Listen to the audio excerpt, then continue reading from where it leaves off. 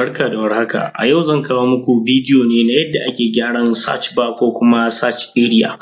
Idan na ce search bar ko search area shi ne kamar haka. Start menu zai so ya yi typing abubuwa ko ya yi searching wasu keywords ko wasu abubuwa da yake nema a cikin kwamfutan shi amma zai gagare shi, ko a file explorer ya so ya yi searching wani abu a wannan quick access search ya yi ta typing amma keyboard ɗin shi baya responding. Wasu ma sukan je su yi gyara na hardware ko su je a canza keyboard ko a yi formatting kwamfuta ko makamancin haka.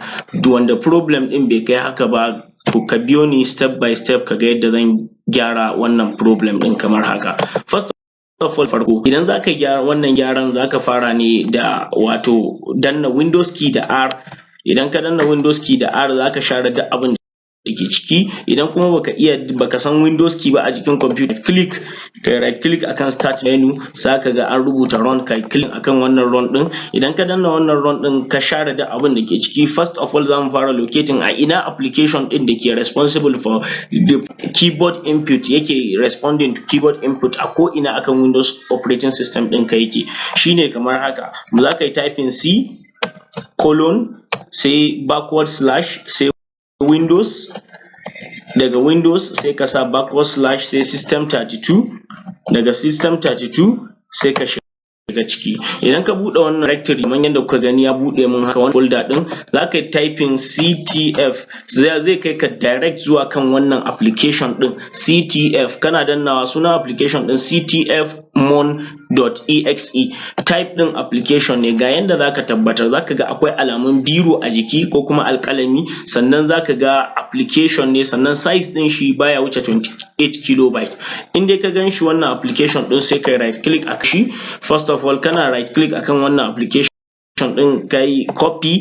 Idan ka yi copying ɗin wannan application ɗin sai ka kulle wannan folder. The next thing shine sai ka sake danna Windows key da R. Idan ka danna Windows key da R akwai start up folder, inda folder ne wacce duk in ka kunna kwamfutan ka kowane application zai fara buɗewa da kanshi, ko kuma application ɗin da suke so su yi running kansu da kansu yayin da kwamfuta ta gama buɗewa ba tare da mai amfani da kwamfutan ma ya je ya buɗe ba, shine za mu je ciki mu sanya shi. Shine za ka danna, za ka rubuta shell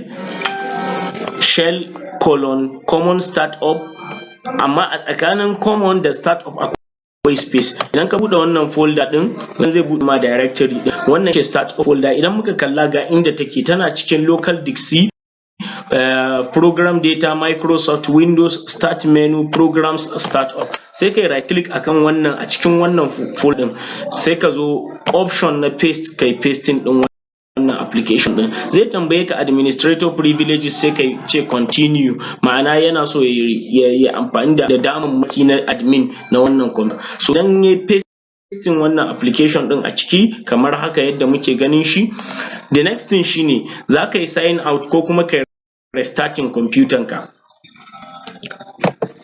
Da zaran ka yi restarting kwamfutan ka kamar haka, za ka ga cewa idan ka clicking akan menu, za ka iya clicking kai searching da kake so ka yi, gashi nan ya dawo. Sannan a file shi ma idan ka clicking ka je search area, quick search access area, kana clicking a cikin akwatin search kai typing, za ka ga wannan shine hanyar da za ka yi wannan gyaran a sauwaƙe.